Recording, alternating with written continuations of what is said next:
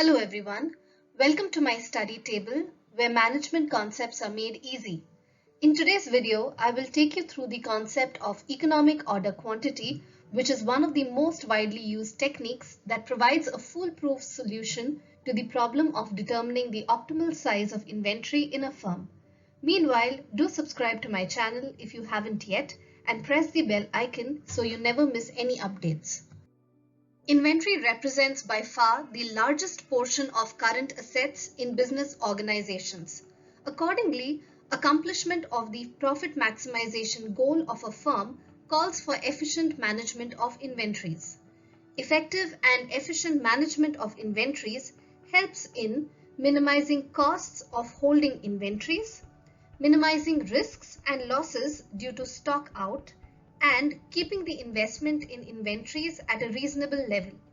Certain key pointers that can help manage investment and the smooth flow of inventories into operations include adherence to production schedules, determination of stock levels and lead time, striving towards shortening production cycles, maximizing usage of materials, and flattening seasonal trade patterns that bulk up inventories.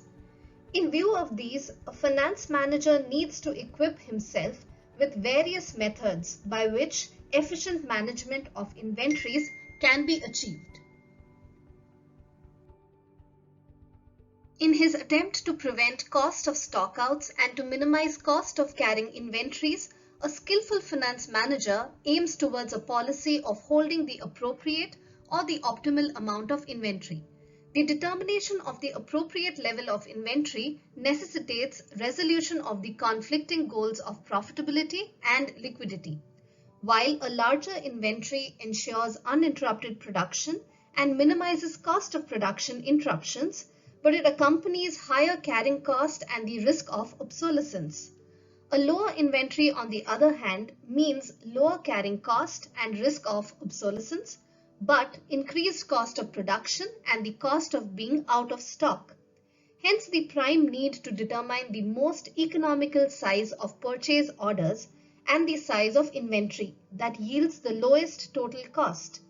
This is where EOQ, or the economic order quantity approach, provides a solution.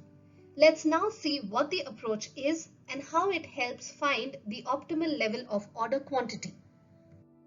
According to the EOQ approach, the optimal level of inventory is one where the total cost comprising of carrying and acquisition costs will be minimum.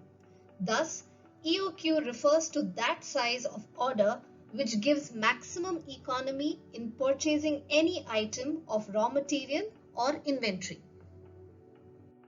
Now let's have a look at the EOQ formula that can help us arrive at the optimal inventory order size. So EOQ is equal to square root of 2AB by C or root of 2AO by C. You can use either of the formula depending upon the information available. A refers to the annual usage of inventory by the firm, B refers to the buying or the acquisition cost, C refers to the carrying cost per unit, and O refers to the ordering cost every time the firm places an order. Now let's see how we can apply this formula to arrive at the optimal order size through an example, which is about a firm having an inventory requirement of 1600 units. The acquisition cost given is Rs 50 per order, while the carrying cost is Rs 1 per unit. Given this information, we could apply the formula of EOQ is equal to square root of 2AB by C, where A is the total inventory requirement, that is 1600 units, B is the acquisition cost of Rs 50 and C is the carrying cost, that is Rs 1. After solving this, we would reach at the answer of 400 units. This is the optimal or the economic order quantity. It means that if the firm orders 400 units per order, it would be able to minimize its total cost. Let's now have a look at another example in which the carrying cost is not given directly but is given as a percentage. Hence, we need to calculate the same. The example is of a firm having an annual requirement of 38,000 units at a price of Rs 4 per unit, having an ordering cost of Rs 9 per order and carrying cost of 15%. We need to calculate the EOQ as well as the frequency of placing the order. We'll first calculate the carrying cost and then proceed to calculating the EOQ and the frequency. Now carrying cost, if given as a percentage, is calculated on the purchase cost per unit, which in this case is rupees 4. Hence, carrying cost will be 15% of rupees 4, which is 0.60. Having calculated this, the calculation of EOQ becomes easy. So EOQ is equal to square root of 2AO by C. Please note it is not 2AB but 2AO, as the ordering cost has been provided in the example and not the acquisition cost.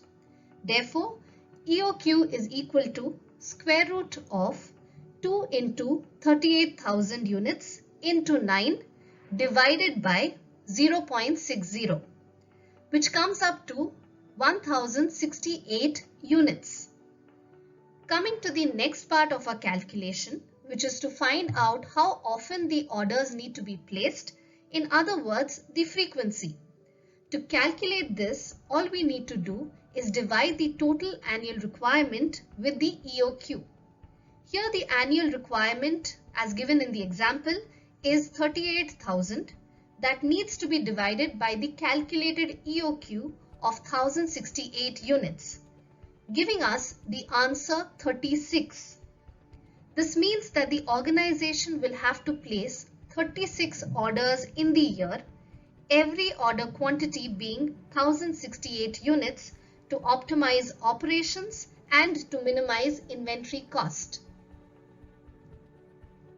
I hope you enjoyed this video. Send me your comments and likes. It keeps me motivated, and do subscribe to the channel if you haven't yet. Here's to happy learning now and always.